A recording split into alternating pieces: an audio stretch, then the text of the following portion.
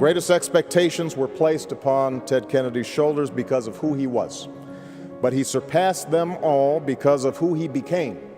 Ted Kennedy's life work was to give a voice to those who were not heard, to add a rung to the ladder of opportunity, to make real the dream of our founding.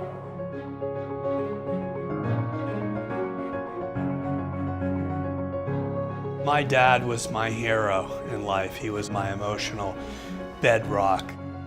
My dad was an enormous believer in moving this country forward, of breaking down unjust, disparate ways of treating people simply because their illness is an illness of the brain as opposed to another organ of their body.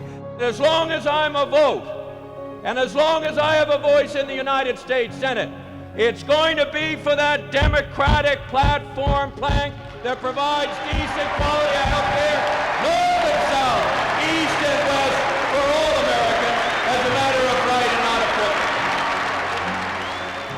privilege. We all have a story of the silence that pervades these issues. My dad grew up in a family which was paralyzed by the experience of my Aunt Rosemary, who suffered not only from an intellectual disability but also a psychiatric disorder, but no one talked about that.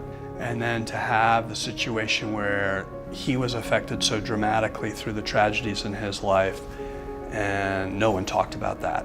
My parents both suffered from mental illness. We were like every other family out there. We didn't dare talk about what was right in front of us.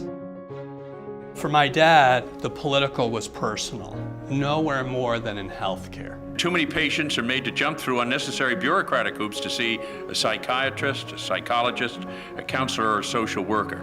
Sometimes patients are denied the benefits they urgently need in order to survive. When you start to think about who were some of the biggest leaders for mental health, Ted Kennedy right at the top of the list. He believed the government could do something, and he acted to make it happen. He was an institution builder, and Ted had this feeling that you should get the best possible knowledge you could and build government to do useful things for people. How can we find a way to do more for mental health, which has such adverse effects on so many people? He quickly realized that it's not just a health issue. It's a question of equity. It's a question of civil rights. And that became his conviction. The biggest problem in Washington is everything gets politicized. He created a climate in which it was feasible to be putting Republicans and Democrats together around an issue. My dad's greatest contribution to the mental health movement was his lead sponsorship of the Paul Wellstone, Pete Domenici Mental Health Parity Act. The fact that insurance companies for too long didn't cover mental health issues made a real negative impact on so many people in our society. And so when Senator Kennedy and his son Patrick Kennedy began talking about mental health parity, we understood that it was absolutely essential to be successful in this effort. Now, discrimination in insurance coverage with the passage of the bill that said that parity would be the rule of law.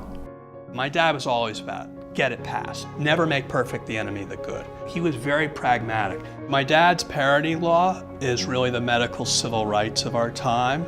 We need equity. That's what my dad stood for. For all those whose cares have been our concern, the work goes on, the cause endures, the hope still lives, and the dream shall never die.